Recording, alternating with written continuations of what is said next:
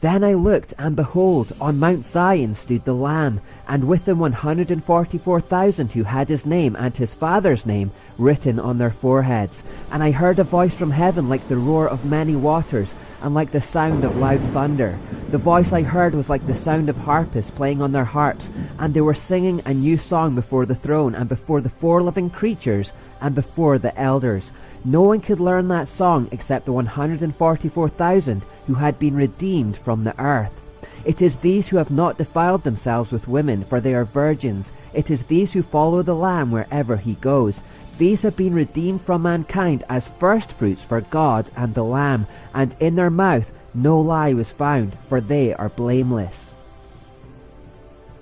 In this passage we see that the 144,000 have been raptured or redeemed from the earth and are now in the throne room of heaven. This is confirmed by the presence of the 4 cherubim and the 24 elders. Since we know that the 144,000 were appointed to hide in the wilderness for the 1,260 days of Jacob's trouble, we must now be at the end of that period, which means that we're now transitioning into the very last 2.5 months of history. Remember what Daniel was told. From the time the daily sacrifice is stopped and the sacrilegious object that causes desecration is set up to be worshipped, there will be 1,290 days, and blessed are those who wait and remain until the end of the 1,335 days. So after the 1,260 days of Jacob's trouble, there will be another period of 30 days, and then another period of 45 days beyond that. 2.5 months altogether. We're now transitioning into that period. Do we have any further evidence of a rapture in the transition between those 2 time periods? That is, immediately after Jacob's trouble ends and immediately before the final 2.5 months begins? Well, yes we do. You'll remember that it's immediately after Jacob's trouble ends that the 2 witnesses are resurrected and raptured into heaven. So it seems that the 144,000 will also be part of this very same rapture. And there are others involved in this rapture too, but we'll get to those later. Notice how the 144,000 are raptured as firstfruits for God and the Lamb. Firstfruits is an agricultural term rooted in the Old Testament. To thank God for his provision in early spring each year, the 16th of Nisan on the Jewish calendar, the people of Israel would take the first part of the grain harvest and offer it to him. This event was known as the Feast of Firstfruits. So very simply, the firstfruits came to represent the first part of a much larger harvest. In the New Testament, firstfruits took on a symbolic meaning that meant a sign of what's to come. For example, Paul refers to Epanetus as the firstfruits of the believers in Asia, while the household of Stephanus are referred to as the firstfruits of the believers in Greece. Paul's meaning is that they are the first to convert to Christianity in those regions, but there will be a much larger harvest of souls to come after them.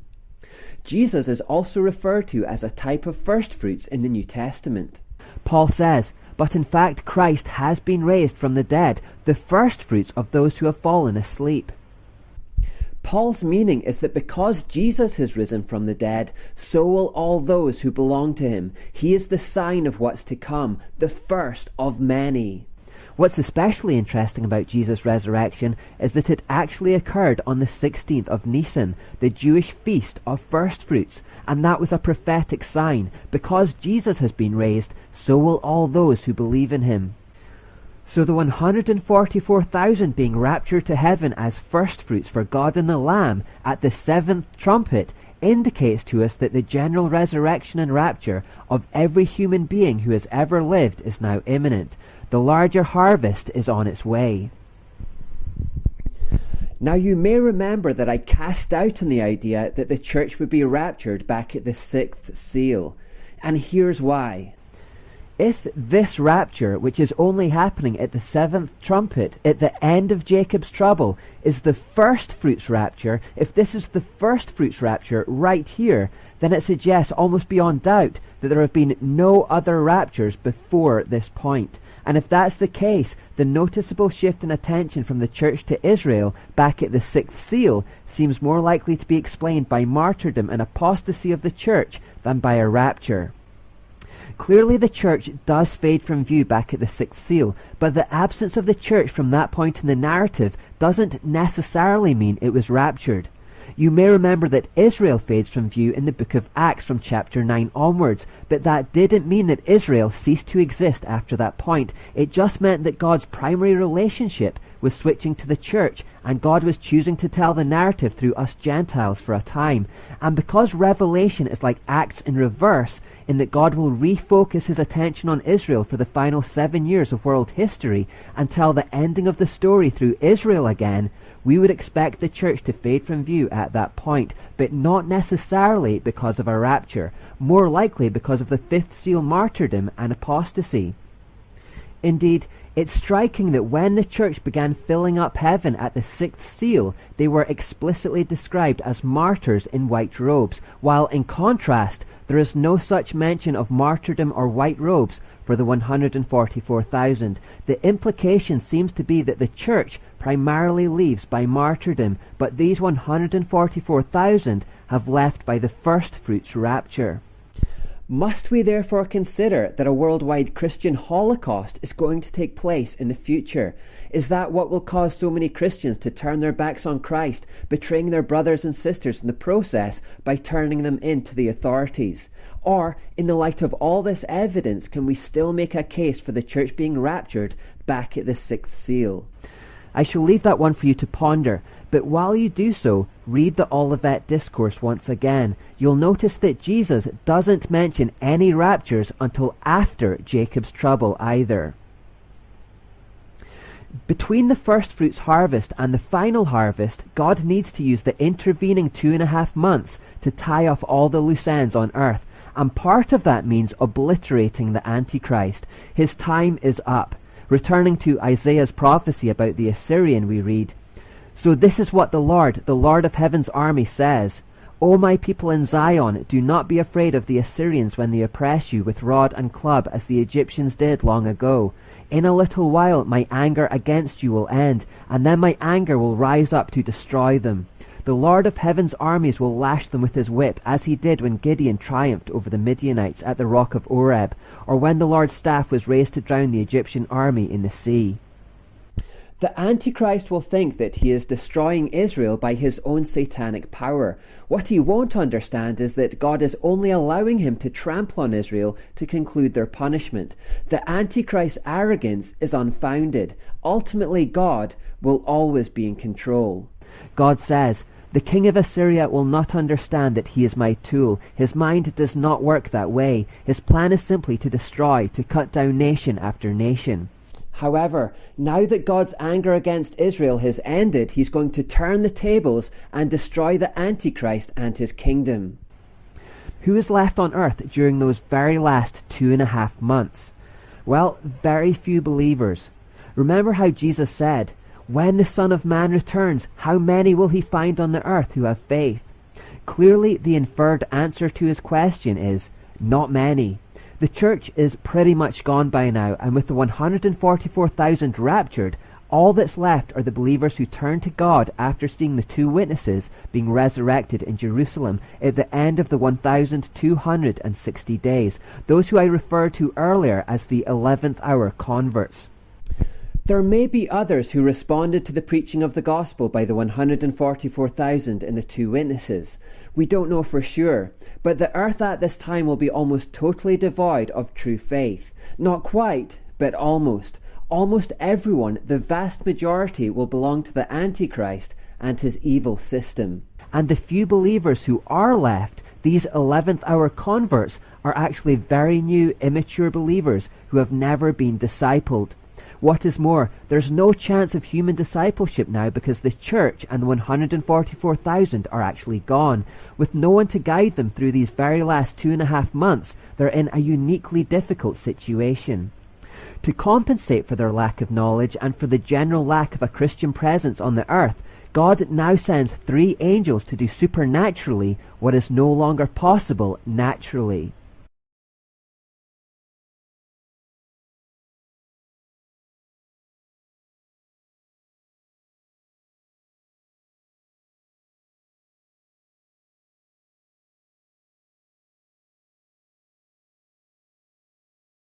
And I saw another angel flying through the sky, carrying the eternal good news to proclaim to the people who belong to this world, to every nation, tribe, language, and people. Fear God, he shouted. Give glory to him, for the time has come when he will sit as judge. Worship him who made the heavens, the earth, the sea, and all the springs of water. The preaching of the gospel to every nation, tribe, language, and people is a prophetic necessity that has to occur before the end. Jesus said, "And the good news about the kingdom will be preached throughout the whole world, so that all nations will hear it, and then the end will come." So the end can't come until everybody has heard the gospel and had a chance to respond to it. That's only fair. And since there are no longer any mature believers on the earth to complete this task, it's necessary to send an angel instead. Presumably, there are people in jungle tribes or people living in remote mountain villages who haven't heard the gospel, but this will be their chance. God keeps offering grace and mercy to everyone up until the very last moment. And with that loose end taken care of, there's now nothing left to stop the end from coming. Indeed, the very reason why Jesus is delaying his return is to give everyone a longer chance to repent and accept the gospel. Peter writes, "The Lord isn't really being slow about his promise, as some people think. No, he is being patient for your sake. He does not want anyone to be destroyed, but wants everyone to repent." God will be absolutely thorough and fair in giving the world every possible chance to be saved. When it's no longer possible naturally, he will even make it happen supernaturally. Some will take him up on the offer, and others won't. After the first angel has completed his preaching, God sends another, and this one's job is to proclaim that Babylon is doomed. Then another angel followed him through the sky, shouting, "Babylon is fallen, that great city is fallen, because she made all the nations of the world drink the wine of her passionate immorality." Now prophetically, the word Babylon can be confusing, and this is because it can represent an historical city, a religious system, or a political system, or a combination of all three. You see, Babylon once was a literal city situated in modern-day Iraq. In Genesis 11, after the flood, many people congregated there in defiance of God. They built a monument for their own glory, which has become known as the Tower of Babel. The Tower of Babel was a political throne and an idolatrous temple. It had a political and a religious significance, and the religion there was called the Mysteries. These were satanic mysteries, really. It involved the hidden secrets of occultism and astrology. The Babylonian effort to coordinate a unified, God-defying political and religious system was swiftly dealt with.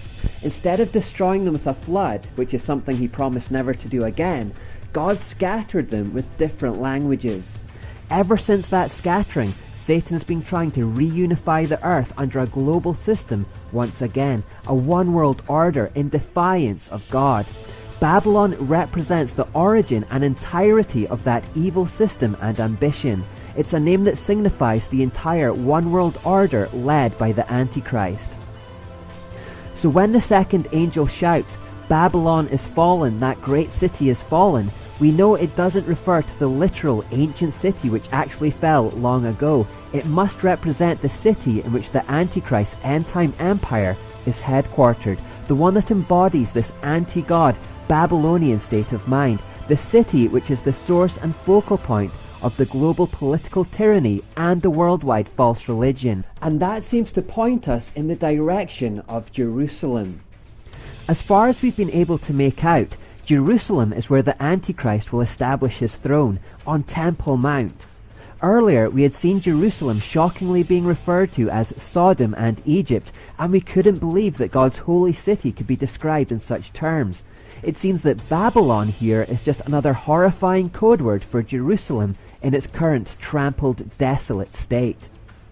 The role for the second angel is to warn the world that the Antichrist's global empire is about to fall and to turn to God before it's too late. The wicked people of the earth already rejoiced at the deaths of the two witnesses when they said such things, but the angel will now do supernaturally what's no longer possible naturally. The angel will tell them that although they consider the Antichrist to be unassailable and have put their faith in his system, his religion and his political structure, believing it to be invincible, It's about to be shattered by the true king. Jesus is coming back. As Daniel wrote, during the reigns of those kings, those 10 end-time rulers, the God of heaven will set up a kingdom that will never be destroyed or conquered. It will crush all these kingdoms into nothingness, and it will stand forever. Anyone who puts their faith in the Antichrist is making a bad choice. Also notice how the angel talks about the fall of Babylon in the past tense. This is because it is certain to happen as if it already had happened. Isaiah 53 is another great example of this prophetic way of talking. This second angel may also be preaching to the few remaining baby believers or 11th hour converts as well. Obviously, they won't have had a chance to read the Bible, and there will have been no human teachers to teach them about end-time prophecy. So this message from the second angel will be vital information for them. It will help to orientate them with events at that time. You can imagine that they've just seen the two witnesses rising into heaven and know that God is God, but that's all they know. They don't have a clue about whether the Antichrist will continue to reign, how long for, what their stance should be if arrested, whether they are allowed to take his mark and participate in his system. They need this instruction from the second angel. They need to know that Jesus' return is imminent and to hang on. A third angel then comes along. Then a third angel followed them, shouting, "Anyone who worships the beast and his statue, or who accepts his mark on the forehead or on the hand, must drink the wine of God's anger. It has been poured full strength into God's cup of wrath, and they will be tormented with fire and burning sulfur in the presence of the holy angels and the Lamb. The smoke of their torment will rise forever and ever, and they will have no relief day or night, for they have worshipped the beast and his statue, and have accepted the mark of his name." This means that God's holy people must endure persecution patiently, obeying his commands and maintaining their faith in Jesus. And I heard a voice from heaven saying, "Write this down. Blessed are those who die in the Lord from now on. Yes, says the Spirit, they are blessed indeed, for they will rest from their hard work, for their good deeds follow them." Again, this seems to be partly directed at the few baby believers or 11th hour converts on the earth. The 144,000 are not there anymore to warn against taking the mark of the beast, so it's necessary for an angel to tell them supernaturally. And again, these few believers probably don't know about hell or the need to persevere through persecution, so this is like a mini sermon telling them what's required of them during the last 2.5 months. They're being told not to take the mark of the beast, not to worship him in any way. Instead, they must refuse and suffer whichever consequences come their way with patience and perseverance. It seems that during this time the screw will be turning on the Antichrist. His end won't come right away at the end of the 1,260 days. It's just that his power will start to weaken. He will no longer be able to do whatever he wants. As his empire starts crumbling during the last 2.5 months, he will become increasingly desperate and will start assembling an army for Armageddon, the climactic battle against God, and pressure will intensify to join his ranks. The Antichrist has wiped out a lot of Christians, and he's now trampled all over Israel, and it will soon be time to confront God himself. From a spiritual perspective, Satan lost the battle for heaven, but he still seems intent on claiming the earth as his through his stooge. This, in many senses, is the world's darkest hour. It's always darkest just before the dawn. Therefore, the three angels are sent to give everyone one last chance to repent and to offer a Discipleship 101 class to those new believers who are in the unfortunate position of still being around on earth at this time. Many of them will be martyred, and those that aren't must be found to be faithful when the Lord returns for battle. God pronounces a special blessing on these 11th hour converts for turning to him and being willing to die for him at such a dark time. Daniel was told about this special blessing too, remember. From the time the daily sacrifice is stopped and the sacrilegious object that causes desecration is set up to be worshipped, there will be 1,290 days, and blessed are those who wait and remain until the end of the 1,335 days. There might be a part of us that gets a little riled by that. Why should these latecomers, these 11th hour converts, receive a special blessing? But in Matthew 20, Jesus tells a parable that explains how we have no right to be angry with God for being so merciful and so gracious. Those who repent at the last minute will be treated just the same as those who converted earlier in the day. As for those stubborn people who still refuse to turn to God, they have chosen their side and they will soon suffer the consequences.